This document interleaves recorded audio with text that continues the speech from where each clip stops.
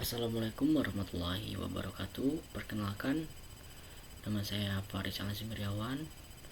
Saya dari kelas IF 603 Prodi Informatika Universitas Cyber Asia. Pada video ini saya akan mempresentasikan jawaban ujian akhir semester mata kuliah rekayasa perangkat lunak sesuai dengan instruksi yang diberikan oleh dosen pengampu. Di gambar yang pertama ini yaitu komponen sistem informasi.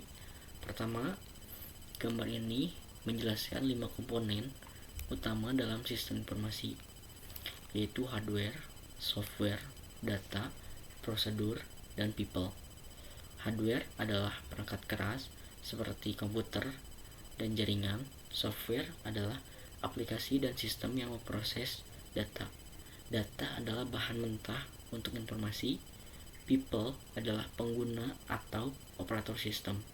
Procedures adalah aturan dari instruksi yang digunakan untuk menjalankan sistem. Semua komponen ini saling berhubungan untuk menciptakan sistem informasi yang efektif. Lalu gambar yang kedua ada sistem boundary dan automation boundary. Berikut gambar kedua menjelaskan perbedaan antara sistem boundary dan automation boundary. Sistem boundary menunjukkan apa yang termasuk dalam sistem dan apa yang berada di luar. Misalnya sistem kasir mencakup database dan aplikasi, tapi tidak mencakup pelanggan. Sedangkan automation boundary menunjukkan mana yang dilakukan otomatis oleh sistem dan mana yang masih manual oleh manusia.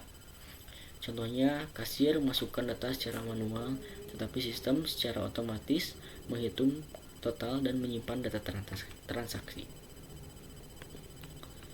Lalu, ini gambar yang ketiga, ada simbol activity diagram.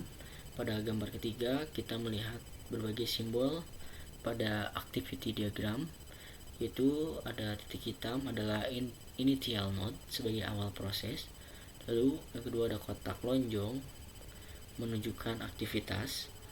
Lalu ada simbol berlian adalah decision, tempat pengambilan keputusan.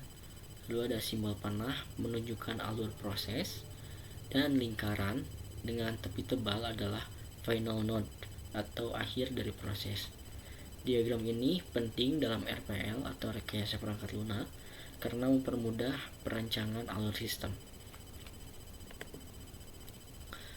Lalu pada gambar yang terakhir, yang gambar keempat, ada contoh activity diagram.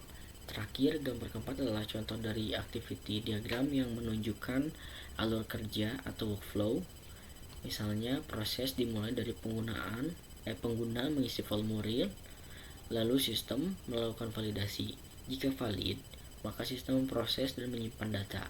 Jika tidak, pengguna menerima pesan kesalahan. Diagram ini menggambarkan proses secara visual dan sangat membantu saat menganalisis sistem bisnis atau perangkat lunak. Demikian penjelasan saya untuk keempat gambar yang dianalisis dalam UAS mata kuliah rekayasa perangkat lunak. Terima kasih. Mohon maaf bila ada kekurangan dalam penyampaian saya.